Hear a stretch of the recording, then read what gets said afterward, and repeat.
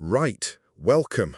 This is Jack Carter, and today we're digging into something that, frankly, many of you feel in your bones when you walk down your street. The changing face of Britain and what it's doing to community life.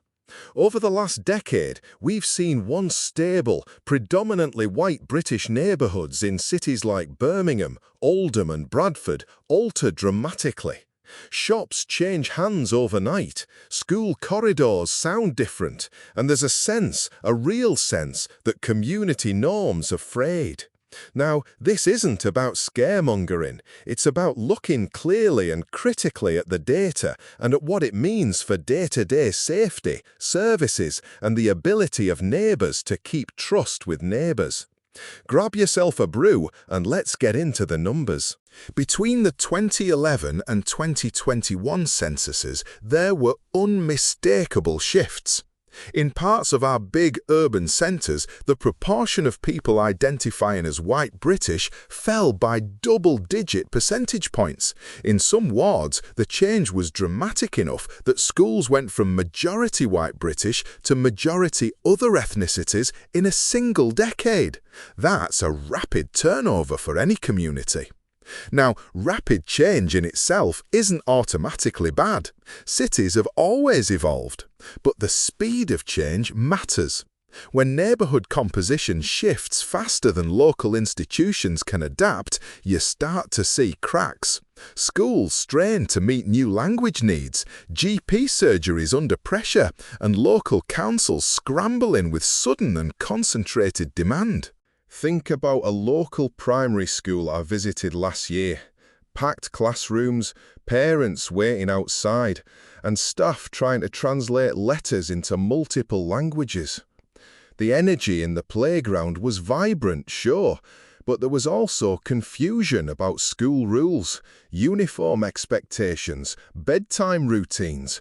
All the invisible social norms that made the school tick used to be shared. Now they have to be taught, negotiated, often without enough resources. That's one microcosm of the macro shift. Institutions expect a certain social contract, and when that contract changes fast, friction rises.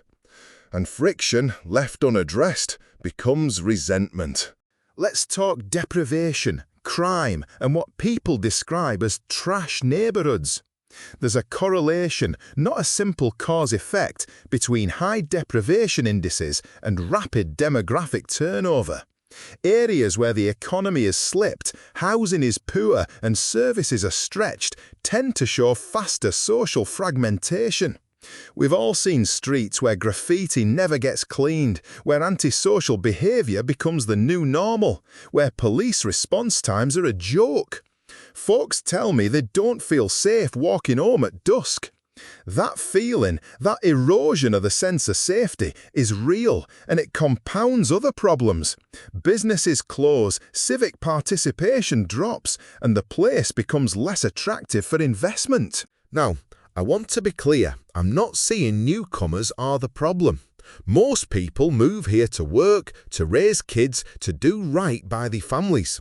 The problem is unmanaged change, when migration, birth rates and concentrated settlement patterns outpace the capacity of local systems. That's when social norms no longer function as they used to and community cohesion weakens.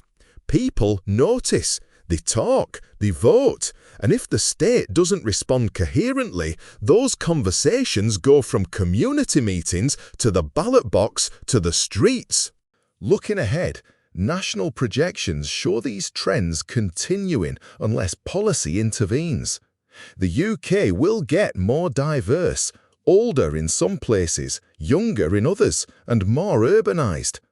Infrastructure, from housing and schools to policing and social services, will be stretched. If you add concentrated deprivation to that mix, you get higher risks of entrenched social problems, persistent crime hotspots, failing schools, and chronic service shortfalls.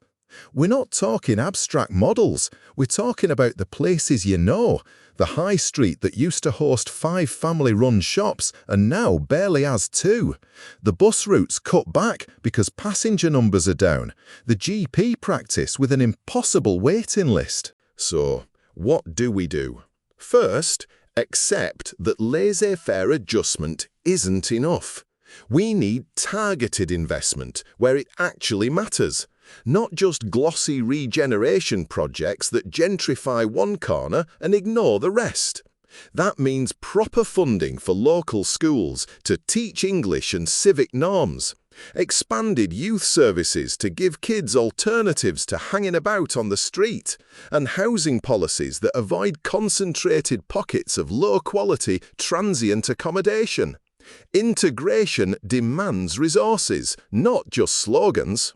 Second, enforce community standards.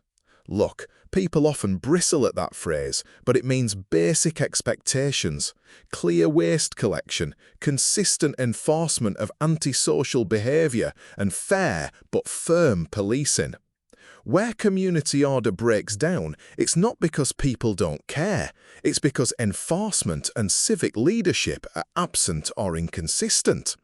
We need local councils to stop politicking and start managing. And MPs, you're listening? This is where tough constituency work matters.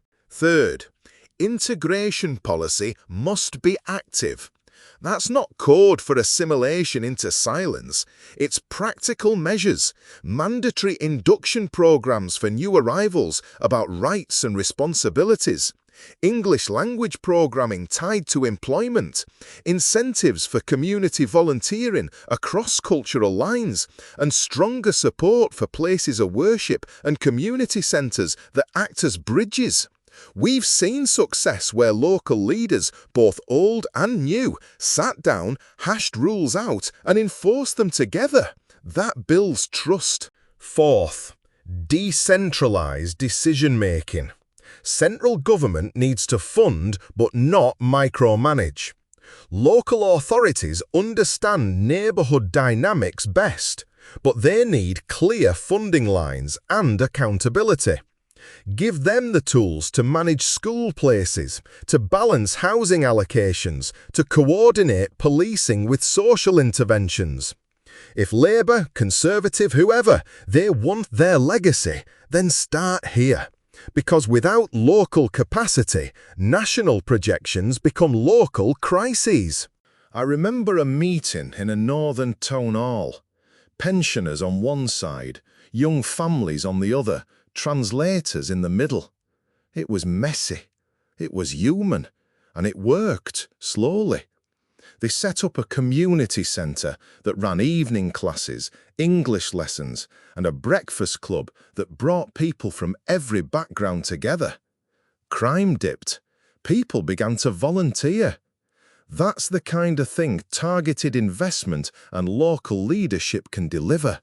It's not glamorous, but it's effective. Right, some of you will say, Jack, this sounds like top-down control of who can live where. No, it's about managing change in a way that preserves community cohesion and safety. You can both welcome newcomers and maintain the social fabric that keeps schools functioning, shops open, and streets safe. That requires clear standards, resources, and political courage to prioritise communities over PR. So here's the call to action. If you're worried, if you feel your local neighbourhood slipping, do 3 things. 1.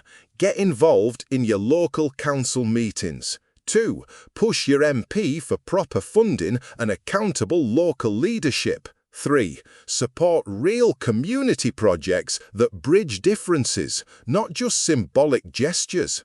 Vote with your community's future in mind. Organise. Hold council officers to account. Demand integration that works, not ideology that ignores practical outcomes. To wrap up, the data are clear. Britain is changing fast. That change can bring energy, culture and renewal. Or it can bring fragmentation, fear, and decline if unmanaged. This series, UK Pulse, is about exposing the facts, holding leaders to account, and offering practical, conservative-minded solutions to restore cohesion. We're not nostalgic for a past that never existed. We're arguing for communities that function, where neighbours know each other, kids can walk safely to school, and local institutions work. That's worth fighting for. Thanks for listening. I'll be back with episode 2, where we'll drill into specific case studies and talk to people on the ground. Stay sharp. Stay sharp.